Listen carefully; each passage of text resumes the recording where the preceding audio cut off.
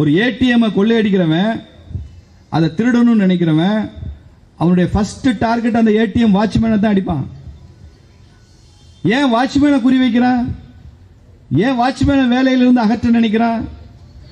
அவனையே கத்தியை வச்சு மிரட்டி அந்த இடத்தை விட்டு அகற்றான். அப்படின்னா அவன் நோக்கம் வாட்ச்மேன் இல்லை, உள்ள இருக்கிற ஏடிஎம் பொட்டி, அதுக்கு உள்ள இருக்கிற பணம். அதற்காக தான் வாட்ச்மேனை எதிரியாக நினைக்கிறான்.